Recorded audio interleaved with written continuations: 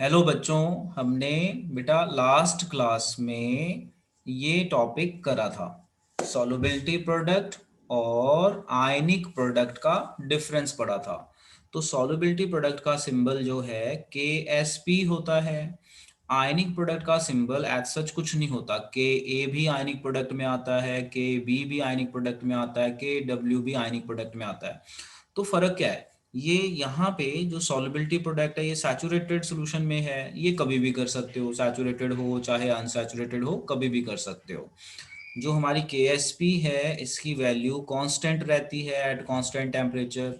यहाँ पे concentration change होने से वैल्यू चेंज हो जाती है। तो ये चीज़ें हमने लास्ट क्लास में पढ़ ली थी और एक बार अभी हमने दोबारा रिवाइज कर लिया। तो ये 1 मार्क का डिफरेंस आता है। 1 मार्क के डिफरेंस में 2 पॉइंट लिखो, बहुत होते हैं, इससे ज़्यादा के क्वेश्चन नहीं बनता। अब हम आगे चलते हैं। तो देखिए हमारा टॉपिक आता है कॉमन आयन इफेक्ट। अब ये कॉमन आयन इफेक्ट क्या होता है, जस्ट ट्राई टू अंडरस्टैंड।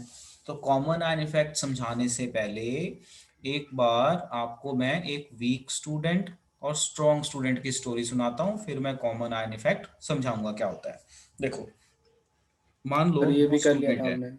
हाँ, मान लेते हैं दो स्टूडेंट है, एक वीक स्टूडेंट है, एक स्ट्रॉन्ग अच्छा स्टूडेंट है, स्ट्रॉन्ग। इन दोनों से मैंने सेम क्वेश्चन पूछा। मैंने बोला जिसको आता है वो बोलना फटाफट।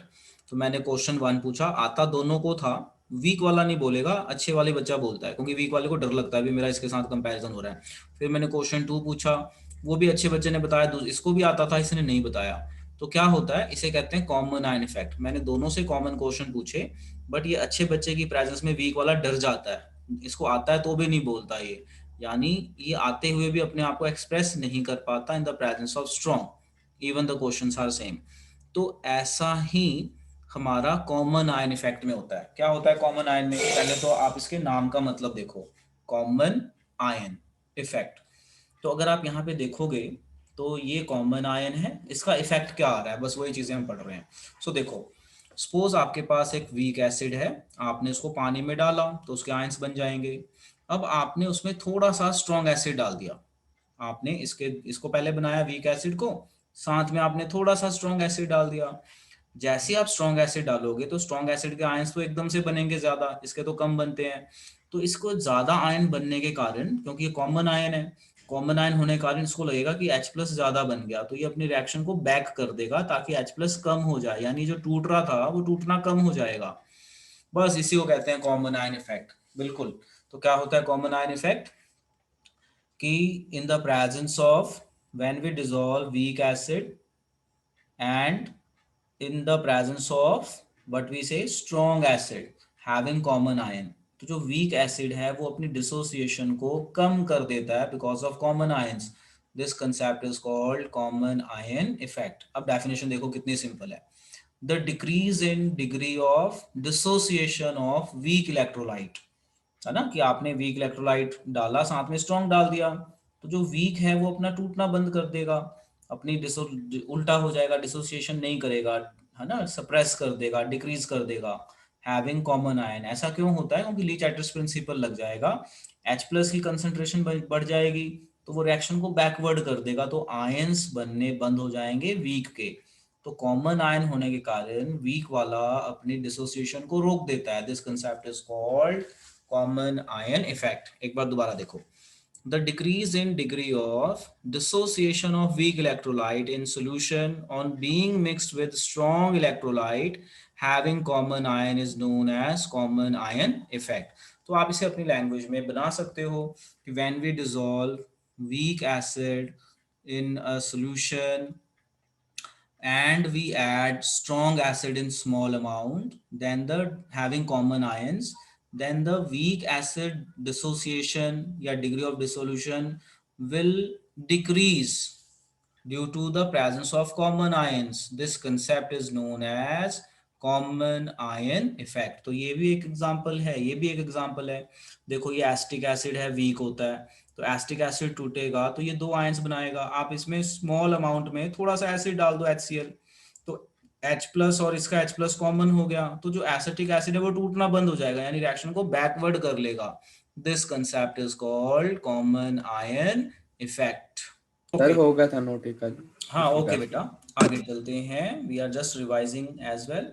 लो जी, अब देखो, अब हमारा जो टॉपिक आता है बफर सॉल्यूशन, तो मेन है बफर सॉल्यूशन। बफर से रिलेटेड और कई चीज़ें हैं, तो इसको मैं बताता हूँ, सुनिए और याद रखिए। देखो बफर सॉल्यूशन क्या होता है। जैसे जो हमारा ब्लड है, हमारा ब्लड बफर सॉल्यूशन की एग्जांपल है। होता क्या है बफर सॉल्यूशन, मान लीजिए एक सॉल्यूशन है, उसका पीएच 7.8 है। अगर मैं इस सॉल्यूशन में थोड़ा सा बेस डालूं, है ना, थोड़ा सा बेस डालूं और बेस डालने के बाद पीएच चेक करूं, तो अगर पीएच चेंज नहीं होता, मतलब पीएच चेंज नहीं हुआ, फिर मैंने थोड़ा सा एसिड डाला, फिर से मैंने पीएच चेक किया तो पीएच फिर से सेम आया। यानी वो सॉल्यूशन जिसमें हम थोड़ा सा एसिड डालें या थोड़ा सा बेस डालें, इन सबको डालने के बाद भी पीएच पे कोई फर्क ना पड़ रहा हो, वो रेजिस्ट कर रहा हो, इस कंसेप्ट को हम कहते हैं बफर सॉल्यूशन। जैसे हमारा ब्लड है, तो देखो हम कितनी चीज़ें खाते हैं, हम एसिडिक चीज़ें भी खा लेते हैं, बेसिक चीज़ें भी खा लेते हैं। तो जो हमारे ब्लड का पीएच है वो चेंज नहीं होता, हमारे ब्लड का पीएच 7.8 के आसपास ही होता है, बेसिक रेंज में होता है। तो जैसे हमने एसिडिक खाना खाया या हमने कोई बेसिक चीज़ें खा ली, तो हमारा जो ब्लड है अपना पीएच चेंज ही नहीं होने देता, पीएच को मेंटेन करके रखता है। यानी blood is a example of buffer solution. इसके अलावा भी कई सॉल्यूशंस बनाए जा सकते हैं, दो तीन चीज़ों को मिक्स करके। तो मोटा मोटा हमें ये समझना है कि बफर सॉल्यूशन है क्या, the solution which resist change in pH even on adding small amount of base or small amount of acid। तो वो सॉल्यूशन जो अपना pH चेंज नहीं करता even on adding small amount of base और small amount of acid. ज्यादा नहीं डालना, ज्यादा डालोगे तो सॉल्यूशन ही चेंज हो जाएगा, थोड़ा थोड़ा। तो वो सॉल्यूशन जो पीएच को चेंज ना होने दे even on adding some other solutions, है ना, जिनकी पीएच लेवल चेंज हो, तो such a solution is called buffer solution. तो इसकी मेन डेफिनेशन तो यही है कि बफर सॉल्यूशन है क्या। एग्जांपल हमने एक दे दी, ब्लड। अभी फिलहाल आप एक एग्जांपल याद रखो, मेरे पढ़ाने के बाद आप बुक भी पढ़ो, आपको एक दो एग्जांपल और मिलेंगे तो you can note down, but blood is a best example. अब देखो बफर एक्शन, बफर कैपेसिटी, तो ये कोई खास डेफिनेशन नहीं है। देखो जैसे बफर एक्शन क्या होता है, it is the ability of buffer to resist, है ना। जैसे आपने लॉ ऑफ इनर्शिया पढ़ा है, तो इनर्शिया क्या होता है, रेजिस्ट करना। तो वही बफर एक्शन मतलब ability of buffer solution to resist change in pH, that is called buffer action. What is buffer capacity, buffer capacity होता है number of moles of acid और बेस एडेड पर लीटर, यानी एक litre में आपने कितने moles of acid या base डाले और पीएच का चेंज कितना है, चेंज इन पीएच कितना, उस रेशियो को बफर कैपेसिटी कह देते हैं। तो ये कुछ खास नहीं है, मेन इसकी डेफिनेशन जो 1 मार्क में आती है, और कुछ नहीं आता इसमें से खास।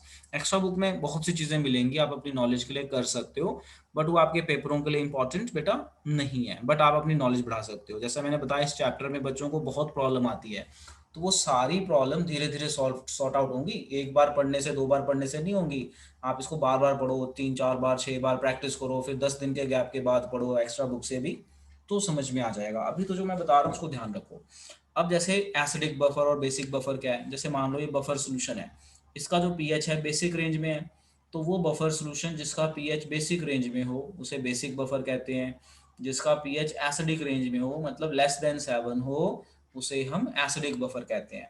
तो इतना कुछ मैंने बताया, तो बट इसमें पेपर में मोटा मोटा सिर्फ यही आता है, व्हाट इज बफर सॉल्यूशन। तो आप सिंपल बोलिए बफर सॉल्यूशन क्या होता है, कि वो सॉल्यूशन जो पीएच को चेंज ना होने दे, इसे हम कहते हैं बफर सॉल्यूशन। लो अब हम इस न्यूमेरिकल को एक बार देख लेते हैं क्या कहता है न्यूमेरिकल, और फिर हम आगे चलते हैं। तो देखो बहुत ही इजी न्यूमेरिकल है। कहता है the solubility product of AgCl in water is this.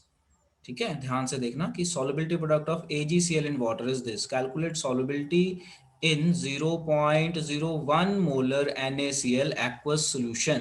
सो जरा ध्यान से देखना क्या क्वेश्चन है, यहाँ पे समझाते हैं, समझो। कह रहा है कि एक सोल्यूशन है AgCl, ठीक है, AgCl सोल्यूशन है, इसकी KSP दी हुई है, कितनी दी हुई है, 1.5 इंटू 10⁻⁻10। कहता है कैलकुलेट सॉल्युबिलिटी इन 0.1 मोलर NaCl। कह रहा है कि एक NaCl सोल्यूशन भी है आपके पास, NaCl सोल्यूशन भी है, और इसकी सॉल्युबिलिटी निकालने को कह रहा है कैलकुलेट इट्स सॉल्युबिलिटी। ये कितने मोलर है, 0.01 मोलर है NaCl। तो calculate the solubility in 0.01 molar NaCl, मतलब इसको इसमें डालेंगे, तो NaCl की solubility निकालनी है। solubility product of AgCl in water is this, calculate solubility in NaCl solution। Okay जी, बहुत ही इंटरेस्टिंग क्वेश्चन। देखो कह रहा है कि इसकी KSP इतनी है AgCl की, जब हम इसको इसमें डालेंगे तो इसकी सॉल्युबिलिटी निकालो। मतलब क्वेश्चन थोड़ा सा देखो किस तरह से है, यानी इसी की KSP है, इसी की सॉल्युबिलिटी पूछ रहा है, इसी की सॉल्युबिलिटी, बट इसकी सेपरेटली नहीं कि जब हम इसको इसमें डालेंगे तो क्या होगा। तो अब देखो जरा ध्यान से, जो हमारा NaCl है ये स्ट्रॉन्ग इलेक्ट्रोलाइट है, ये टूटेगा तो ये आयंस बनाएगा। अब जो हमारे पास NaCl है कितने मोलर है, 0.01 मोलर है। तो सोडियम भी कितना बना, 0.01 मोलर। क्लोरीन भी कितना बना, 0.01 मोलर। अब AgCl है ना, ये मैंने यहाँ लिख दिया। जब आपने AgCl को इसी में डाला, इसमें डाला, इस वाले सोल्यूशन में डाला AgCl को, तो जब AgCl टूटेगा तो ये थोड़ा वीक है। NaCl स्ट्रॉन्ग इलेक्ट्रोलाइट है, AgCl वीक होता है एज कम्पेयर टू NaCl। ठीक है, तो ये वीक है, तो ये वीक है तो ये बनाएगा Ag प्लस और Cl नेगेटिव बनाएगा। तो इसकी सॉल्युबिलिटी दी हुई है। अब हमें नहीं पता कि Ag प्लस कितना है, तो हम x मान लेंगे, लेट x, है ना। हमें नहीं पता कितना है AgCl, या S मान लो, इसको S मान लो या X मान लो, आपकी मर्जी है ना किस तरह से। तो अब अगर मैं इसका सॉल्युबिलिटी प्रोडक्ट लिखूंगा तो solubility product would be equal to क्या होगा, X प्लस क्या होना चाहिए, सॉरी नॉट प्लस, X करके X इतना है। अब जो हमारे पास Cl है, देखो ये भी Cl है, ध्यान से समझना बेटा, ये भी Cl है, ये भी Cl है। तो ये बन जाएगा X प्लस 0.01 मोलर। देखो आपने जो AgCl है वो कहाँ पे डाला, NaCl में डाला, तो यहाँ पे कॉमन आयन हो गए Cl Cl, इसका भी Cl, इसका भी Cl। तो इसका Cl तो मुझे पता है कितना है क्योंकि ये स्ट्रॉन्ग इलेक्ट्रोलाइट है। इसका Cl कितना है मुझे नहीं पता, तो मैंने X लिख लिया, X plus 0.01 molar. Got it. बताओ बेटा, यहां तक का स्टेप समझ में आया, क्या किया मैंने, बोलो बच्चों, यहां तक का यस। स्टेप समझ में आया। नो अब क्या सर, है, अब क्या है मुझे कि नहीं आया कोई, सर। हाँ मैं बताता हूँ बेटा, एक बार फिर से देखो बेटा, ध्यान से समझो, ये कईयों को नहीं समझ में आता। देखो बेटा ध्यान से समझना मैं क्या कह रहा हूँ।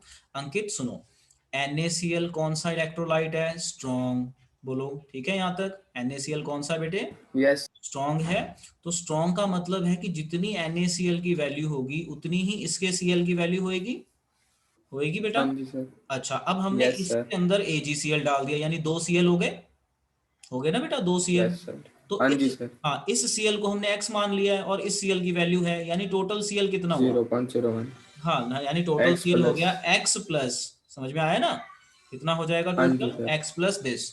अब जो ये होता है ना AgCl, ये वीक है। तो जो वीक होते हैं ना वो उनकी वैल्यू बहुत स्मॉल होती है, याद रखना, जो वीक इलेक्ट्रोलाइट होते हैं तो इसकी वैल्यू वेरी स्मॉल है। अब ध्यान रखो क्या है, वेरी स्मॉल, इसकी वैल्यू स्मॉल। वेरी स्मॉल है, इतनी स्मॉल है कि आप इसे नेग्लेक्ट कर सकते हैं अपना कैलकुलेशन इजी करने के लिए। इतनी स्मॉल है क्योंकि ये ऑलरेडी 0.1 है और ये बहुत स्मॉल है, तो इस पे कोई खास फर्क नहीं पड़ेगा। जैसे मान लो ये 0.005 होगा, इसके हिसाब से आइडिया लगाओ, बहुत कम होगा ना, देखो इसके हिसाब से बहुत कम होगा, हाँ माइनस। जी सर। तो ये इतना स्मॉल है कम कि है। आप इसे नेग्लेक्ट कर सकते हो फॉर निगलेक्ट कर मेकिंग योर सकते हैं। Calculation easy. तो अब आपका फॉर्मूला क्या बना, KSP is equal to x into 0.01 बन गया, क्योंकि ये तो हमने नेग्लेक्ट ही कर दिया, कैलकुलेशन इजी करने के लिए कोई प्लस करने में मुश्किल करेगा। Got it, got it, got it. Yes sir. अब KSP है हमारे पास, ये रहा। ठीक है, तो आप वैल्यू डाल दीजिए, सॉल्व कर लीजिए, 1.5 इंटू 10⁻⁻10 इज आ गया equal sir. To x into 0.01। बस इसे सॉल्व कर लीजिए और x निकाल लीजिए, जो भी आपका आंसर आए। देखो यहाँ पे ऑलरेडी सॉल्व कर रखा है, क्योंकि ये वाली चीज देख के ना बच्चों को समझ नहीं आता कई बार। सो अब आप इसे देख लीजिए दोबारा एक बार बेटा, मैं दोबारा समझाता हूँ, क्योंकि यहाँ पे जो प्रॉब्लम आई थी ना अभी अंकित को, ये औरों को भी आ सकती है। अब जरा ध्यान से समझो, इसको ऐसे समझो, देखो मेरे पास NaCl है, मैंने उसमें AgCl डाल दिया, तो यहाँ पे Cl की वैल्यू थी 0.01। तो जब मैंने AgCl डाला तो इस Cl की भी तो कुछ वैल्यू होएगी ना। तो लेट अस से इसकी x है, ये वीक है तो हमें नहीं पता कितनी है, लेट अस से ये x है। तो जब मैं इस x को इसमें डालूंगा तो कितना हो जाएगा, what is total Cl, total Cl कितना हो जाएगा, x प्लस, कितना हो जाएगा बेटा, x प्लस। 0.01। हाँ बस इसी वाले स्टेप में बच्चों को समझ में नहीं आता, यहीं पे गड़बड़ करते हैं। तो लो जी, अब आ गया बच्चों समझ में, ये बताओ, आ गया बच्चों। Yes, सर एक और बार sir. समझा दीजिए सर, मुझे नहीं आया। हाँ मुकुट, बिल्कुल बेटा, दोबारा समझाता हूँ। तो आई नीड योर हेल्प मुकुट, जो मैं बोल रहा हूँ वो बोलो। मुकुट, हमारे पास दो सोल्यूशन है, बोलो कौन कौन से। सर AgCl और AgCl NaCl। And NaCl। तो NaCl में Cl की कितनी वैल्यू है, देखो कितनी है बताओ, क्योंकि ये सर स्ट्रॉन्ग है। 0.01 अब मोलर। हमने इसके अंदर AgCl डाल दिया। क्या डाल दिया इसी के अंदर? AgCl डाल दिया बेटा। AgCl। तो जब हमने डाल दिया तो इस वैल्यू में इसकी भी तो वैल्यू ऐड होएगी ना, इस Cl की भी तो ऐड यस होएगी। सर। तो वो हमने x मान लिया, हमें नहीं पता ये वीक में कितना है, तो हमने x मान लिया, तो x प्लस 0 पॉइंट सम कर दिया। क्योंकि जब हम सॉलिबिलिटी निकालेंगे तो इसकी वैल्यू मल्टीप्लाई करेंगे, तो सोल्यूशन में यस तो ये सर। दोनों ही है। सोल्यूशन में तो ये दोनों है ना, तो x प्लस 0.01। तो I hope I am clear. Note yes कर सर। लो। Yes sir. Yes, चलो, sir. अब हम आगे चलते हैं। मैंने अपनी तरफ से बेटा कोशिश की इसको समझाने के लिए, बट ये फिर भी जैसे मैंने समझाया है ना, तो ये जल्दी समझ में नहीं आता है पॉइंट। जब आप इसको 3-4 बार प्रैक्टिस करोगे तब आ जाएगा। और एक चीज याद रखना, आगे वही बढ़ता है जो प्रैक्टिस करता है, बातें नहीं बनाता, एक्शन करता है। Your action is your practice. जितनी प्रैक्टिस करोगे उतना सीखोगे। अब हम चलते हैं आगे। अब ये वाला क्वेश्चन, अब ये वाला क्वेश्चन देखो, मैंने यहाँ साइड पे सॉल्व किया हुआ है। मैंने यहाँ ना इतनी थ्योरी है, मैंने इसको क्रॉस लगा दिया, इतनी थ्योरी की जरूरत ही नहीं है। आप क्वेश्चन पढ़िए, गिवन लिखिए, सिंपली सॉल्व कर दीजिए। तो देखिए क्वेश्चन में क्या सर ये कह भी रहा है। कर लिया था हमने. हाँ ओके, जस्ट रिवाइज। कह रहा है the solubility of silver chloride in water at this is this. मतलब कि solubility of silver chloride AgCl in water at this temperature is this. यानी आपको S दे रखा है ऑलरेडी, तो मैंने S की वैल्यू डाल दी। कहता है कैलकुलेट सॉल्युबिलिटी प्रोडक्ट, तो AgCl निकालो, तो इसमें कुछ था ही नहीं, इसको 2 बार मल्टीप्लाई कर देना है, दैट्स इट, KS पे निकल जाएगा। अब इसी चीज को करने के लिए देखो यहाँ पे कितनी बड़ी कहानी डाली है बुक में। तो इतनी कहानी की जरूरत नहीं होती। बच्चे, आधे बच्चे तो ये कहानियां देख के डर जाते हैं, जबकि ये बिल्कुल सीधा क्वेश्चन है। क्या करना है, फॉर्मूला लिखना है, S मानना है, KSP निकालना है, 2 बार मल्टीप्लाई करना है, दैट्स इट।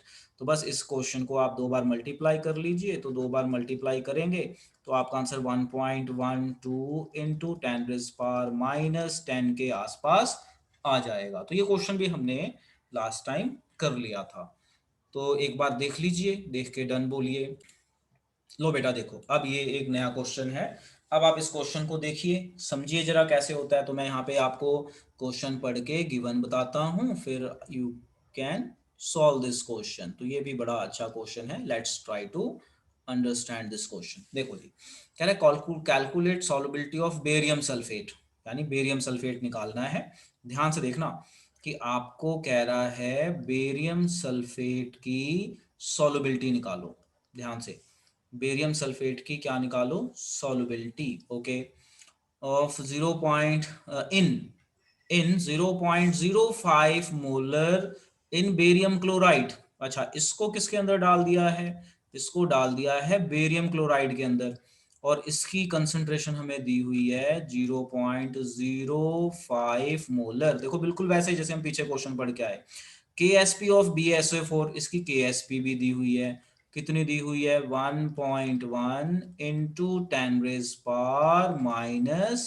लो जी, बिल्कुल वैसा ही क्वेश्चन है। अब देखो ध्यान से, ये BaSO4 वीक इलेक्ट्रोलाइट है, CaCl2 स्ट्रॉन्ग है। अब समझना जरा ध्यान से कि आपने आपने एक कंटेनर है, इसको मिक्स कर दिया। इस कंटेनर में BaSO4 भी है और BaCl2 भी है, ये दोनों चीजें हैं। अब यहाँ पे इसकी कंसंट्रेशन है हमारे पास 0.05, जो कि स्ट्रॉन्ग है। स्ट्रॉन्ग मतलब अगर इसकी है तो बेरियम की भी इतनी होगी। ये बेरियम की हो गई 0.05 मोलर, है ना। अब ये वाला हमारा वीक इलेक्ट्रोलाइट है, this is your weak electrolyte, इसे एक्स मान लो। वीक इलेक्ट्रोलाइट में हमें पता नहीं है ना, तो वीक है तो हम क्या मानेंगे, इसकी इसकी सॉल्युबिलिटी एक्स मान लेंगे। तो लो जी, अब क्या कह रहा था क्वेश्चन, उस हिसाब से अब इसको सॉल्व करते हैं। तो हमारा जो है बेरियम सल्फेट के हिसाब से निकालते हैं। देखो जी, तो बेरियम सल्फेट को जब आप पानी में डालोगे तो ये टूट के 2+ और सल्फेट बनाएगा। अब ये बेरियम टोटल देखना है हमने। आ गया अंकित समझ में मैं क्या कह रहा हूं। तो अब हम यहाँ पे अगर KSP निकालेंगे तो ये हो जाएगा x plus Yes, 0 sir. Point कितना, 0.05 5 इनटू सल्फेट को x ले लोगे। अब इसे नेग्लेक्ट कर दोगे। x. याद आया इसको क्यों नेग्लेक्ट करेंगे, क्यों नेग्लेक्ट करेंगे, क्योंकि वेरी देखो स्मॉल होती है बहुत ही इसकी. स्मॉल वैल्यू है, तो इसे नेग्लेक्ट वैल्यू कर बहुत दो। स्मॉल होती इसे आप नेग्लेक्ट कर दो। देखो बिल्कुल मैचिंग क्वेश्चन है, ऐसे क्वेश्चन आएंगे पेपर में। बस अब आगे सॉल्व कर लो, क्या रह गया। तो KSP आपको दी हुई थी, तो ये हो जाएगा x is equal to KSP divided by कितना आ जाएगा, डिवाइडेड बाय 0.05। बस इसे आप सॉल्व कर लेना, जो भी आंसर आ जाए। तो लो बेटा, बिल्कुल ये वही वाला क्वेश्चन है जो मैंने अभी आपको समझाया था, ये वाला। यहाँ पे AgCl और NaCl था, तो NaCl स्ट्रॉन्ग था, AgCl वीक था, ये आपको याद रखना पड़ेगा। अब जो मैंने क्वेश्चन कराया बिल्कुल डिट्टो वही क्वेश्चन है, बस यहाँ पे सॉल्ट चेंज है। यहाँ पे बेरियम सल्फेट को आपने बेरियम क्लोराइड में डाल दिया, तो बेरियम क्लोराइड स्ट्रॉन्ग है, तो जो स्ट्रॉन्ग होता है ना उसमें आयंस की वैल्यू सेम होती है, हम एक्स नहीं लेते, जितनी वैल्यू है उतनी ले लेते हैं दोनों की। बट वीक वाले में हम एक्स लेंगे, क्योंकि हमें पता ही नहीं कितना बनेगा। अगर हमें इसकी वैल्यू दी भी है तो हम बी की नहीं बता सकते, BA की और सल्फेट की, तो हमने एक्स ले ली। तो जब हम इसका न्यूमेरिकल सॉल्व करेंगे तो हम टोटल BA देखेंगे, ये कॉमन आयन हो गया ना, कॉमन आयन हो गया, तो इस कॉमन आयन में इसकी वैल्यू 0.05 है, इसकी x है, तो ये ऐड हो जाएगी, और x बहुत छोटा है, इसे हम नेग्लेक्ट कर लेंगे। इस तरीके से होता है। तो अब आप इसे नोट कर लो बेटा, नोट करके डन बोलो। अब हमने सॉल्युबिलिटी प्रोडक्ट के ऊपर न्यूमेरिकल कर लिया है ना, काफी चीजें हमने कर ली। अब आप जब एक्स्ट्रा बुक देखेंगे ना तो उसमें भी आपको काफी चीजें मिलेंगी, तो आप उसको कीजिए, पहले मेरा कराया हुआ कीजिए, फिर वहां से कीजिए, आपको चैप्टर इजी लगेगा। वैसे इजी है नहीं चैप्टर, प्रैक्टिस कर करके इजी लगेगा बेटा, तो आपको प्रैक्टिस करनी पड़ेगी। अब देखो, बहुत ही अलग तरह का टॉपिक आ गया। अब इस टॉपिक को समझने से पहले मैं एक आधी एग्जांपल दूंगा, फिर इस टॉपिक को मैं समझाऊंगा, तो आपको समझ में आएगा। देखो, मुझे ये बताओ, एग्जाम्पल 1 से समझाता हूँ। एग्जाम्पल 1, इस एसिड को क्या कहते हैं और इस एसिड को क्या कहते हैं, वीक और एंड स्ट्रॉन्ग। इस एसिड को क्या कहते हैं, और H3PO4 को क्या कहते हैं। लोग देखो ध्यान से, अब मैं खुद ही बता रहा हूँ, समझो। HCl को हाइड्रोक्लोरिक एसिड कहते हैं। जब ये टूटेगा तो ये एक H प्लस बनाएगा और एक Cl बनाएगा। HNO3 को क्या कहते हैं, नाइट्रिक एसिड। ये टूटेगा तो क्या बनाएगा, डिसोसिएट होगा तो NO प्लस NO3 नेगेटिव।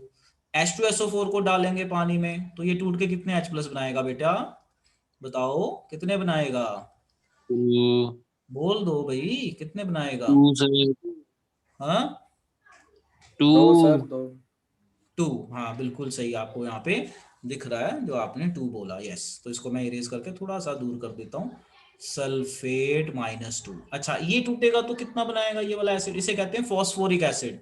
याद रखना, इस एसिड का क्या नाम है, ये आपने इससे पहले नहीं देखा हुआ, 3 सर, 3 बनाएगा। Phosphoric acid. तो ये फॉस्फोरिक एसिड है, ये टूटेगा तो कितने H प्लस बनाएगा, बोलो। 3। 3। तो अब आप जरा ध्यान से देखो, पहले वाले में कितने H प्लस बने, एक, है ना, दूसरे पहले दो में एक, तीसरे में कितने H प्लस, 2, तीसरे चौथे में 3। यानी अगर मैं यहाँ पे आपको एग्जांपल दिखाऊं तो एक H प्लस बन रहा है, 2 H प्लस बन रहे हैं, 3 H प्लस बन रहे हैं। बस इसी को देखो, एसिड अगर एक H प्लस बनाएगा तो साथ में एक कॉन्जुगेट बेस बन रहा है, 2 H प्लस बनाएगा तो कॉन्जुगेट बेस बन रहा है, तो इसका नाम कुछ ऐसे ही लिखा जाता है। जो एक H प्लस बनाए उसे कहते हैं मोनोप्रोटिक एसिड। क्या कहते हैं, क्या कहते हैं, मोनोप्रोटिक एसिड। मोनो मतलब 1। वो एसिड जो टूटने के बाद एक H प्लस, 1 H प्लस, उसे हम क्या कहते हैं, मोनोप्रोटिक या मोनोबेसिक एसिड। Monobasic acid. अच्छा, ऐसे क्यों कहते हैं, क्योंकि H प्लस बनने के बाद साथ में एक बेस बनता है ना, कॉन्जुगेट बेस। समझ में आया, तो इसको बोलते हैं मोनोबेसिक। Yes sir. या फिर मैं क्या बोल रहा था, मोनोप्रोटिक। प्रोटिक का मतलब होता है H प्लस, और मोनो मतलब 1, मोनोप्रोटिक एसिड जो एक H प्लस बनाए। अब इसको क्या कह सकते हैं ये बताओ फिर, थर्ड वाले को क्या कह सकते हैं बेटा, डाइप्रोटिक एसिड। डाइप्रोटिक या फिर डाइबेसिक, डाइप्रोटिक, हाँ डाइबेसिक एसिड कह दो, तो हम इसको बोलेंगे डाइप्रोटिक एसिड। और फिर जो 3 बनाए उसे क्या बोलेंगे, इसे क्या बोलेंगे, है ना, ट्राई, क्या बोलेंगे, ट्राई प्रोटिक। या फिर पॉली भी कह सकते हैं, 2 से ज्यादा वाले को क्या नाम देते हैं, पॉली प्रोटिक एसिड। तो बच्चों समझ में आया, क्या समझाया, यस सर, आ गया। चलो अब हम इसकी थोड़ी सी थ्योरी पढ़ते हैं and will try to understand. तो थ्योरी पढ़ने से पहले एक बार दोबारा बता दूं, अगर मैंने एक थप्पड़ लगाया तो मोनो थप्पड़, 2 लगा दिए, मतलब ऐसे मतलब just to make it funny कि आपको याद हो जाए, 2 थप्पड़ लगा दिए तो आप समझ जाइए, है ना। तो हम मेन कंसेप्ट पे आ जाते हैं। कोई एसिड एक H प्लस बनाता है तो उसे मोनोप्रोटिक कहते हैं। मोनोप्रोटिक बोलिए चाहे मोनोबेसिक एसिड बोलिए या डायबेसिक, ये 2 बनाएगा तो डायबेसिक एसिड या डायप्रोटिक एसिड, 2 से ज्यादा बनाए तो पॉलिक बोल देते हैं, पॉलीप्रोटिक। पॉली मतलब बहुत सारे, प्रोटिक मतलब H प्लस। अब देखो ब्रोंस्टेड एसिड, तो ब्रोंस्टेड एसिड होता है जो H प्लस बनाता है, बेस होता है जो गेन करता है। Can donate more than 1 proton called polyprotic acid या पॉलीबेसिक एसिड, यानी जो 2 से ज्यादा H प्लस बनाए। For example oxalic acid, sulphuric acid, तो ये मैंने बताया, देखो ये सल्फ्यूरिक एसिड है, तो यहाँ पे एक और एग्जाम्पल ऑक्सैलिक एसिड, तो ऑक्सैलिक एसिड का मैंने फॉर्मूला नहीं बताया, तो आप बस इसको मोटा मोटा याद कर लो कि जो एक H प्लस बनाए मोनोप्रोटिक यानी HCl, जो 2 H प्लस बनाए डायप्रोटिक यानी H2SO4, जो 3 बनाए पॉलीप्रोटिक या ट्राइप्रोटिक यानी 2 से ज्यादा को पॉली में डाल देते हैं। तो एक कॉमन डेफिनेशन है और ये कुछ खास नहीं है, तो इस डेफिनेशन को लर्न कर लीजिए, नोट कर लीजिए एंड सेम ही डन।